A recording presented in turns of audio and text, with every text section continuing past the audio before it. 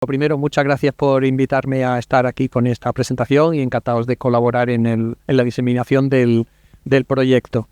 Entonces, sí, ese es el título de mi presentación. Ya.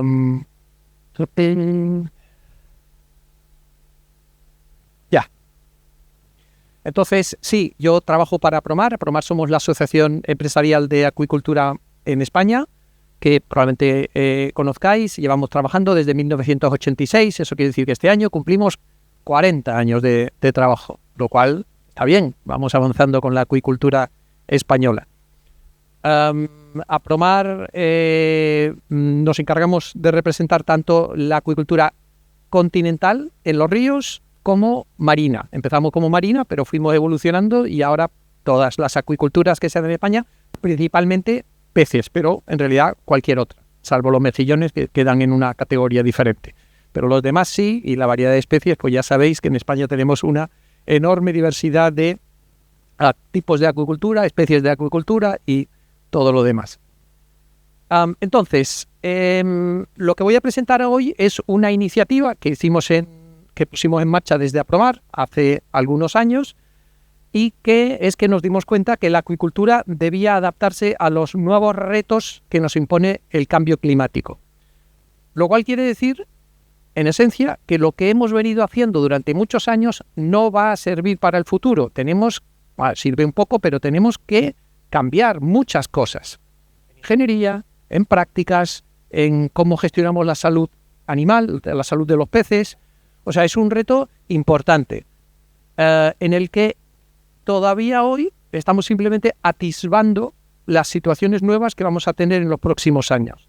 Por eso hablamos siempre de efectos directos, que son los sencillos, como más evidentes, como el que voy a presentar hoy. Tormentas más fuertes, más frecuentes, es un efecto directo. Pero luego hay multitud de efectos indirectos, que es otros ámbitos físicos o biológicos afectados por el cambio climático que impactan después en la producción de los animales de acuicultura, ¿no? Y ahí se vuelve realmente complejo. Todo lo que presento hoy, que parece sofisticado, en realidad es casi lo más sencillo que hemos tenido que ir avanzando. Esto supone mucha innovación, ¿sabéis? Vamos, en el ámbito de todos vosotros es este entorno de innovación, de investigación, por lo tanto, y conocéis la acuicultura que se hace en Canarias, y bueno, y en el resto de España, y la innovación está en nuestro ADN, es decir, no nos supone un cambio sustancial en la forma de trabajar. Lo que sí es cierto es que para adaptarse a una nueva situación, lo ideal, a innovar y adaptarse a una nueva situación, lo ideal es estar en una posición cómoda, por decirlo, en la que tienes los recursos, el tiempo para dedicarlo a lo nuevo. Sin embargo, no es la realidad. Nosotros debemos afrontar la situación actual desde una situación precaria, o yo la definiría incluso muy precaria, en relación con el marco administrativo, en relación con infinidad de cuestiones, que hay algunas, pero en fin, temas de todo tipo, que hace que las empresas no estén con la holgura suficiente, la mayor parte de las empresas, para abordar estas cuestiones, aunque las tiene que hacer en cualquier caso si quiere proyectarse hacia el futuro. Mi presentación va sobre una cuestión muy concreta de adaptación de la acuicultura de viveros en el mar, como la que hay aquí en Gran Canaria, a estos efectos del cambio climático sobre el mar. Nosotros seguimos contando con que la acuicultura crezca. Va a crecer en el mundo, indudablemente. Va a crecer en España, probablemente. ¿Va a crecer en Canarias? Espero que sí. De todos nosotros depende. Y de más gente, evidentemente. Los nuevos emplazamientos, las nuevas formas de trabajar nos exigirán pues nuevos sistemas de aros flotantes, nuevos sistemas de fondeo, sistemas de alimentación, plataformas de trabajo adaptadas a esta nueva situación y que sean capaces de sobrellevar pues la mayor energía, la mayor violencia y frecuencia en los temporales. Y aquí estamos hablando no solo de las cuestiones de ingeniería, de pérdida de destrucción de materiales, sino también de pérdida de peces, con lo que supone en cuanto al bienestar de los peces, a la vida de los peces, porque son peces que van a morir antes de tiempo, y además es una inversión de dinero muy importante y tiene un valor económico muy sustancial. Por lo tanto, para abordar todo esto, desde Apromar decidimos ya hace algunos años, en 2018, creamos internamente un grupo de trabajo específico formado por empresas, proveedores, científicos. No mencioné al principio, pero sí estaba en la diapositiva, que Apromar somos una asociación de empresas de acuicultura, pero no solo empresas de acuicultura. También empresas proveedoras a la acuicultura forman parte. Somos como una pequeña interprofesional. Y eso nos facilita que cuando creamos grupos de trabajo, pues ya dentro de la casa reunimos un conocimiento muy notable. Y luego, pues, con nuestros compañeros científicos trabajamos en equipo.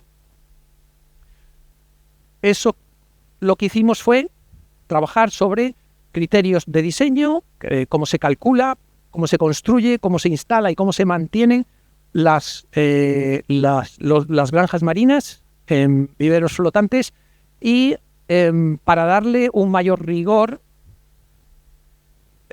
acudimos con la Secretaría General de Pesca, que fue la que lo financió, a UNE, a la Asociación de Normalización que tenemos en España. UNE, que antes era lo mismo que AENOR, pero hace unos años se separaron, como debía ser, cada uno hace lo suyo, y UNE. Y trabajamos para crear una norma UNE.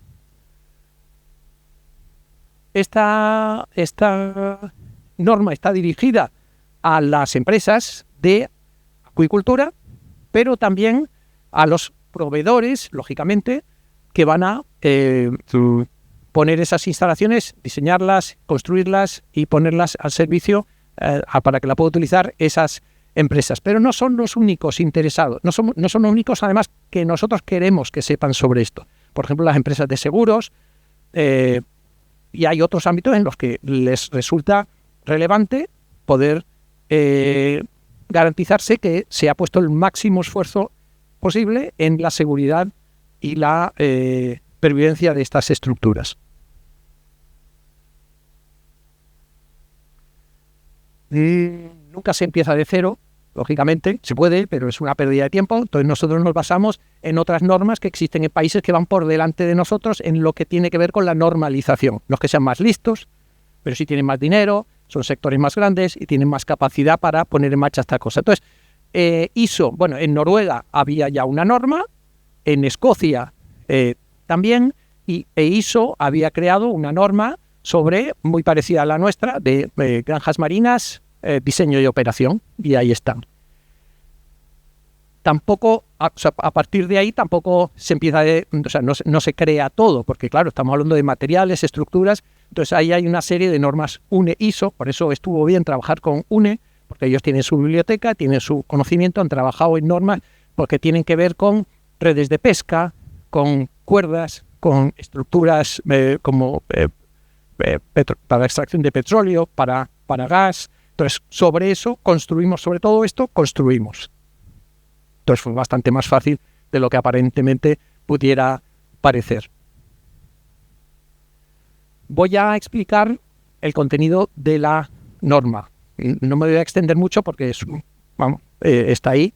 UNE es una asociación especial en esto. No es así. Si uno quiere ver la norma, tiene que comprarla. No la dan, ni siquiera a Promar. No es que haya pirateado la versión última, pero bueno, que funciona así. Quiere alguien la norma, la tiene que comprar. Incluso nosotros. Pero bueno, tengo los últimos borradores, lo tenemos todo. Entonces, bueno, voy a ir en ello, voy a ir un poco ligero, también para que no me echen de aquí antes de llegar al final. Pero bueno, cualquier detalle adicional o solicitud de aclaración, aquí estoy. Aunque no soy ingeniero, yo soy biólogo, pero bueno, me he aprendido bien el tema. Lo que se ha pretendido es trabajar en los requisitos mínimos para garantizar la durabilidad. Hay que trabajar siempre con un análisis previo de riesgos, evidentemente. Todo lo que voy a decir es bastante evidente. Lo que es difícil es ponerlo luego en práctica, pero así es como lo decidimos plasmar desde el principio. Y tanto la estructura en su conjunto, me pongo para acá porque me han dicho que la cámara se termina aquí. Vale. Los componentes deben estar diseñados conforme a las normas que existen a nivel internacional para cada uno de ellos, y donde no hay esas normas ISO, pues se aplican otras que hayan sido aceptadas en el ámbito de nuestro trabajo, en seguridad y en calidad. Una estructura, o sea, una granja marina de la que estamos hablando, tiene su estructura de flotación, tiene su entramado, el sistema de fondeo, tiene las redes de cultivo, tiene las redes de cobertura, tiene en ocasiones su plataforma de trabajo y luego hay otra serie de componentes. La guía pues entra a analizar, a trabajar y a sugerir, a recomendar sobre cada una de esas partes. Hay una serie de requisitos para la realización de esos estudios previos de emplazamiento, en el que hay que tener en cuenta sobre todo las consideraciones ambientales, porque en cada sitio pues es diferente lo que va a tener que soportar en la granja. Las corrientes viento y ola son de lo más relevante y hay unas normas que especifican cómo se recogen esos datos oceanográficos, meteorológicos, que probablemente aquí algunos sepan mucho de esto. Vale, entonces hay que tener en cuenta las cuestiones de degradación, de la vida útil, hay que considerar los materiales, hay que tener en cuenta el nivel de inspección que se va a tener sobre la programación de esa revisión de los materiales, por favor. Hay unas cuestiones generales en la guía, está muy bien estructurada, como una norma UNE tiene siempre. Y hay que tener en cuenta, pues, bueno, hay unas cuestiones generales de componentes de componente principal, demás. Hay que tener en cuenta, además, estas normas son modernas en el sentido de economía circular, es decir, que ya se prevé, se trabaja sobre el reaprovechamiento o el reciclaje de los productos una vez terminado su uso, con lo que está bien, por favor. Se trabajan en los estados límite, en los diferentes materiales que tiene la granja marina, bueno, se hace ese análisis o se recurre a la alternativa de normas y códigos que ya han sido realizados y que se aceptan como, bueno, por favor. Además de cumplir con el objetivo de evitar la pérdida de los peces, hay otras cuestiones a tener en cuenta, aparte de la cuestión de economía circular, lógicamente, y para nosotros, para las empresas, especialmente importante, la seguridad de las personas que trabajamos en las granjas, la protección del medio ambiente y, por supuesto, la posibilidad de ir a trabajar, porque es un lugar de trabajo y hay que hacer toda la operativa diaria. ¿Vale? También hay una serie de requisitos ya más específicos sobre las estructuras de flotación, sobre las redes de cultivo, sobre las plataformas y sobre los fondeos. Gracias.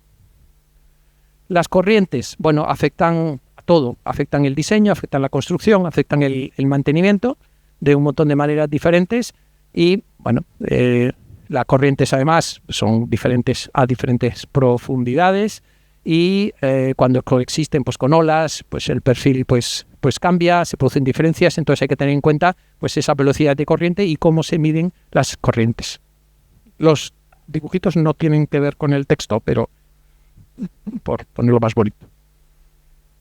En cuanto al oleaje, hay que hacer frente al periodo de ola en el diseño, hay que tener en cuenta en el lugar concreto y han de ser tomados, calculados de forma muy precisa a partir de los datos que se tienen de esa zona, o, bueno, igual que antes, con métodos normalizados.